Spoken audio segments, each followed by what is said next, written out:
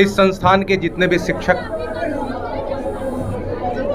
और हमारे क्षेत्र के जितने भी माननीय हर एक विभिन्न क्षेत्र के जो सम्मानीय व्यक्ति हैं, हमारे मित्रगण, छोटे प्यारे बच्चों, आज बहुत हर्ष की बात है कि हमारे क्षेत्र में पहला डिजिटल बोर्ड आया है। इसके लिए उपेंद्र सर एवं उनके पूरी टीम को हार्दिक बधाई। आज इस सम्मान के लिए आपने जो मुझे चुना है, मैं हृदय से आभार प्रकट करता हूं। पता नहीं मैं इस लायक था या नहीं, लेकिन आप लोगों ने जो मुझे सम्मान दिया है, मैं अभिभूत हूं। बच्चों, इस मंच के माध्यम से मैं कुछ बातें बताना चाहता हूं। ये सिर्फ बच्चों के लिए नहीं बल्कि गार्जियंस के लिए भी है। आज का पल एक ऐतिहासिक है। हमारा देश डिजिटल क्रांति की ओर अग्रसर है। क्रांति का मतलब बच्चों होता है बदलाव। यदि किसी क्षेत्र में बदलाव होता है, अमूलचूल बदलाव होता है, पुरानी व्यवस्था समाप्त कर नई व्यवस्था लाई जाती है, उसे क्रांति कहते हैं। हमारे देश में कई क्रांति हो चुकी है, जैसे ऑपरेशन फ्लड, जिसके प्रणेता थे कुरियन साहब। दूसरी क्रांति हरित क्रांति, जिसके जनक थे एम.एस. स्वामीनाथन। इन दोनों क्रांतियों को समझिए आप। ऑपरेशन फ्लड या श्वेत क्रांति में क्या हुआ? जो पारंपरिक हमारे गाय भैंसे थी, उसके जगह पे हाई यील्डिंग वैरायटी के गाय आ गई। पहले हम लोग सिर्फ दूध पिया करते थे, दही खाते थे, मट्ठा खाते थे, घी निकालते थे। इस ऑपरेशन फ्लड ने क्या किया? दूध को वैरायटी ऑफ प्रोडक्ट्स में बदल दिया। सबसे पहले तो उच्च उत्पादकता वाले गाय ले आए, जो पहले 2, 4, 5 किलो दूध देती थी, उसके जगह पे 20 किलो 25 किलो दूध देने वाली गाय की जात की गई। दूध का इस्तेमाल पनीर में, चीज में, आइसक्रीम में, अलग अलग मिल्क प्रोडक्ट में शुरू किया जाने लगा। उसी प्रकार दूसरी क्रांति थी बच्चों, हरित क्रांति। हल, बैल, चाड़, जो पारंपरिक हमारा खेती का तरीका था, पुराने बीज हुआ करते थे, उसके जगह पे पूरी तरह नई व्यवस्था आ गई। इसके जनक थे एम.एस. स्वामीनाथन। अब देखिए हमारे क्षेत्र में क्या हो रहा है। कोई भी किसान हल बैल से खेत जोतता है क्या? चाड़ से पानी पटाता है क्या? क्या दमाही लगाता है क्या? नहीं। क्या अगले उत्पादन के लिए बीज सुरक्षित रखता है क्या? नहीं। पूरी तरह बदलाव हो गई। अब नई नई तकनीक आ गई। उसी प्रकार से तकनीक आई है शिक्षा के क्षेत्र में। शिक्षा के क्षेत्र में इस बदलाव को भी डिजिटल क्रांति का नाम दिया था, डिजिटल एजुकेशन। इस क्रांति में क्या होगा बच्चों? जो पारंपरिक ढंग से हम लोग पढ़ा करते थे, कॉपी किताब लेकर, स्लेट पेंसिल लेकर, उसके जगह पर पूरी तरह डिजिटल रूप आने वाला है। और सबसे बड़ी विशेषता देखिए, आज हमारा क्षेत्र बहुत पीछे है। ये एकमात्र टेलीविजन नहीं है, एकमात्र डिस्प्ले बोर्ड नहीं है, ये आने वाले जनरेशन का एक माध्यम है जो आपके सुनहरे भविष्य का पटल खोलेगा। आप इसे मात्र टीवी मत कहिए। आज इस तरह का समारोह किया गया है। कुछ लोग ये कहेंगे कि अरे क्या समारोह है, टीवी लाया गया, फूल माला, ये क्या आयोजन है? दावे के साथ मैं कहता हूं, ये टीवी नहीं है, ये आपके और आपके बच्चों का सुनहरा भविष्य लेकर आया है।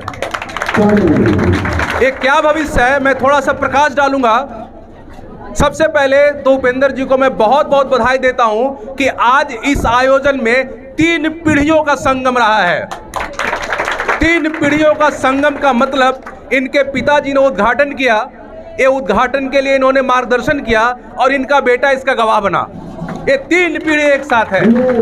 ये जो क्रांति और बदलाव की पहली सीढ़ी है। क्या इनके पिता को पता है कि डिजिटल क्या है? क्या इनके पिता को पता है कि इस टीवी के माध्यम से क्या होने वाला है? क्या इनके पिता को पता है कि इससे कैसे पढ़ाई होगी? मैं बधाई देता हूं इनके पिताजी को कि विपरीत परिस्थिति में सुदूर जिस जगह में वो पढ़ते होंगे, शायद स्कूल भी नहीं होगी, शायद पता नहीं स्कूल का मुंह कितने दिनों तक देखा होगा उन्होंने, मैट्रिक पास भी नहीं किए होंगे, लेकिन उन्होंने अपने विश्व प्रतिज्ञा लेकर अपने बेटे को पढ़ाकर इस लायक बनाया कि उनका बेटा इस क्षेत्र में डिजिटल क्रांति का जनक होने जा रहा है। ये आसान काम नहीं है बच्चों। आज भी बताइए, इतने सारे लोग बैठे हुए हैं, मैं भी पढ़ा हूं, मैं बचपन से बाहर पढ़ा था। मैं थोड़ा परिचय दे दूं, मेरा नाम संतोष कुमार है, मेरा घर जमेता है। मैं शिक्षा से जुड़ाव रखा हूं बचपन से। मैं बचपन से बाहर पढ़ा हूं, हॉस्टल में पढ़ा था, नवोदय विद्यालय गया, वहां से विशाखापट्टनम आंध्रा में पढ़ा 2 साल, उसके बाद दिल्ली पढ़ा, दिल्ली यूनिवर्सिटी में पढ़ाई की मैंने। मेरा जीवन पढ़ाई में लग गया। मैं जमेता मिडिल स्कूल, प्राइमरी स्कूल में बोरा पर बैठकर दिल्ली यूनिवर्सिटी के हाईटेक कॉलेज तक पढ़ाई किया हूं मैं। इसलिए मैं भली बात ही जानता हूं कि शिक्षा का बदलाव का स्वरूप क्या है और आने वाले समय में शिक्षा का क्या रूप लेने जा रहा है। बच्चे, आप लोग अभी नहीं जानते हैं कि पूरे विश्व में क्या बदलाव आ रहा है। जो समय के साथ बदलाव नहीं करेगा वो पूरी तरह विलुप्त हो जाएगा, इलाज जान लीजिए आप।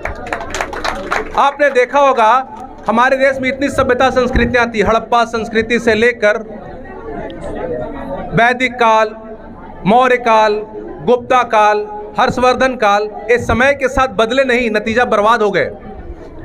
और जो समय के साथ बदलता है ना वही टिकता है। तकनीक भी वही है। समय के साथ आपको भी डिजिटल एजुकेशन पे आना ही होगा। आपके जो बैकग्राउंड है उतना मजबूत नहीं है। मुझे पता है यहाँ जितने सारे बच्चे हो वो कोई बहुत अमीर घर के बच्चे नहीं है, वो सुदूर गांव देहात के क्षेत्र के बच्चे हैं। इनमें किन्हीं का पिता मैट्रिक पास किए होंगे, किन्हीं का पास भी नहीं किए होंगे, कोई इंटर किया होगा, कोई स्कूल का मुंह भी नहीं देखे होंगे। लेकिन मुझे पूरा विश्वास है कि इस सभागार में जितने भी गार्जियन बैठे हैं उन सब की इच्छा है कि उनका बेटा भी पढ़ लिख कर एक दिन कामयाब इंसान बने। उसके लिए वो जितोड़ मेहनत करते हैं। और आप बच्चों को ये जिम्मेदारी है। बच्चों, याद रखना, मैं भी टीचर हूँ, हाई स्कूल जमेता का मैं टीचर हूँ। मैं बच्चों को शिक्षा देता हूँ कि समय के साथ बदलना सीखो। प्रतियोगिता बहुत टफ होने वाली है। पता है आपकी कंपटीशन किससे है? दिल्ली में modern public school, DPS RK Puram, DPS Khambhat road, Sanskriti public school, Jagriti Path के स्कूल, सिंधिया स्कूल, सहवाग का इंटरनेशनल स्कूल, इन स्कूल के बच्चों से आपका कंपटीशन है। बताए उन स्कूल को बच्चे कैसे पढ़ते हैं? उन स्कूल में बच्चे कॉपी किताब लेके नहीं जाते, टैबलेट लेके जाते हैं। टैबलेट लेके बोर्ड में बैठते हैं और सारे टीचर वहाँ जो है डिजिटल बोर्ड पे पढ़ाते हैं। उनको होमवर्क भी डिजिटल मोड में दिया जाता है। उनके लैपटॉप टैब में क्वेश्चन आ जाते हैं, सोल्व करते हैं, टीचर को फाइल सेंड करते हैं, टीचर पढ़ता है, एवोल्यूशन करता है और दे देता है। कोई किताब नहीं, कोई कॉपी नहीं। सोचिए उन बच्चों से आपकी कंपटीशन है। आपके पास सिर्फ एक ही माध्यम है बच्चों कि आप दिल्ली, चेन्नई, मुंबई, कलकत्ता जैसे पब्लिक स्कूल के बच्चों से कंपटीशन एक ही तरीके से कर सकते हैं और वो सिर्फ और सिर्फ है मेहनत। मेहनत के अलावा कोई दूसरा विकल्प आपके पास नहीं है। आपके पास कोई ऐसे साधन नहीं है उन बच्चों से compete करने के लिए। ना आपके स्कूल्स में, कॉलेजेस में, कोचिंग में उतना हाईटेक फैसिलिटी है, न ही उतने टैलेंटेड शिक्षक हैं, न ही आपके गार्जियन के पास इतने पैसे हैं कि आपको उस तरह के स्कूल में शिक्षा दिला सके। यदि आपको अपनी किस्मत, अपने जनरेशन की किस्मत, अपने परिवार की किस्मत बदलनी है तो सिर्फ एक ही माध्यम है, वो है मेहनत। जितने ईमानदारी से आप मेहनत करेंगे उतने ही आगे निकलेंगे। अभी मैं चूंकि 1 घंटे से हूँ तो मैं देख रहा था कुछ बच्चों का, सॉरी मैं थोड़ा समय लूँगा सर, मैं अभी देख रहा था कुछ बच्चों के पास इतना ज़बरदस्त कॉन्फिडेंस था कि कुमार विश्वास की कविता भी उसी लय से गा रहा था, एंकरिंग बहुत खूबसूरत ढंग से कर रहा था, गाना भी मज़ेदार गा रहा था, शेरो शायरी बहुत अच्छा कर रहा था और सबसे बड़ी बात अपनी बातों से लोगों को ताली बजाने के लिए मजबूर कर रहा था। वो टैलेंट है। आप लोग यहाँ जितने बच्चे हैं, याद रखिएगा बच्चों, मेरी बात ध्यान से सुनिएगा। परमात्मा ने हर एक बच्चों में कुछ न कुछ ऐसे क्वालिटी दिया है जो दूसरों में नहीं है।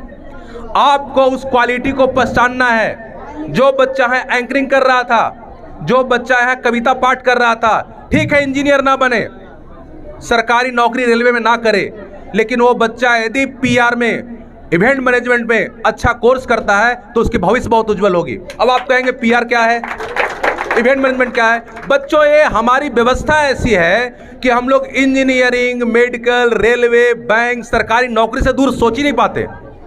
क्यों? क्योंकि हमारी शिक्षा व्यवस्था उस लायक नहीं बन पाई है। और आपके इन सारे प्रश्नों का, इन सारे चीज़ों का कोई द्वार खोलेगा तो है डिजिटल बोर्ड।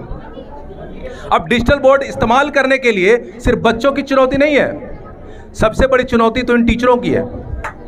मुझे इन टीचरों को ये राय देना होगा कि सर जितने मेहनत अभी बच्चों को करना उससे 10 गुना ज़्यादा मेहनत आपको करना होगा, क्योंकि ये डिबिया नहीं है, ये डिबिया नहीं है, ये पूरे इंसाइक्लोपीडिया है। इंसाइक्लोपीडिया मतलब दिग्ध्यान दर्शन, जिसमें कि सारे ब्रह्मांड समाहित हो सकते हैं। यदि कुछ पढ़ाना होगा, जैसे सर ने हार्ट पढ़ाया और हार्ट में आर्टलरी है, वेन है, कहाँ पर कौन सा मसल है, कहाँ पर ओपनिंग है, कितने चैम्बर्स हैं, एक टीचर क्या करेगा, बोर्ड पे डायग्राम दिखा के बताएगा, समझ में नहीं आएगा। हो सकता है टीचर को भी खुद नहीं इतना एक्सपर्ट हो कि सारे डायग्राम को बढ़िया से बना पाएं, लेकिन डिजिटल बोर्ड है वो सारा का सारा बता देगा, शिक्षकों को पढ़ाने में भी आसानी होगी। आप भी इंटरेस्ट के साथ देखेंगे, अच्छा सर इसको आर्टलरी कहते हैं, इसे वेन कहते हैं, 4 चैम्बर है, अच्छा ये है और ये है, आप समझेंगे, आपको बड़ा मजा आएगा पढ़ने में। लेकिन शिक्षकों को सबसे पहले क्या करना होगा, उनको सीखना होगा कैसे लिया है, लिखना है, ग्राफिक्स लाना है, ग्राफिक बनाना है, स्लाइड्स बनाने हैं। हो सकता है पढ़ाने के दौरान इनको कुछ ज़रूरत होगी तो इन्हें इंटरनेट से डाउनलोड करना होगा, उन फिगर्स को अपने अनुसार उसके रूप में ढालना होगा। आसान काम नहीं है। उपेंद्र सर चुनौती है, अरविंद चुनौती है। मुझे पता है कि अरविंद जो है आज के समय में सोशल साइंस का बहुत ज़बरदस्त टीचर है,